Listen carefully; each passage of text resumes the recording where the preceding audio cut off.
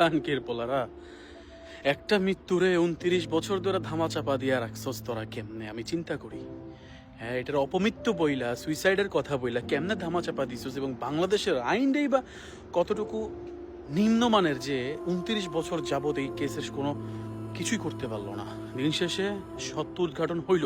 সত্য কখনো ধামাচাপা থাকে না, এবং সত্য এইটাই যে সালমান শাহকে, প্রয়াত নায়ক, বাংলাদেশের one of the best superstar যাকে বলা হয়, ওই সময় প্রয়াত নায়ক সালমান শাহকে হত্যা করা হয়েছে তার শাশুড়ির মাধ্যমে।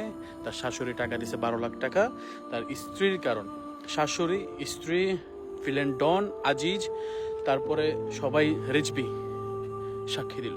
তো দিন শেষে কি হলো? সত্যের জয় হয় বলা আছে না, কি ছবি আছে সালমান শাহ, সত্যের জয়, এরকম টাইপের, মানে হ্যাঁ এরকমই। কিভাবে একটা মানুষকে কিরকম টর্চার করে মারতে পারে একটা চিন্তা করেন। প্রথমে ইনজেকশন পুশ করলো, তারপরে মাইরা ফেললো, গলায় ধরে ঝুলায় উঠায় দিল, কেস করলো কি সুইসাইডের। এবং এই খুনগুলো ধামাচাপা পড়ে গেল রাজনীতির লোকের কারণে।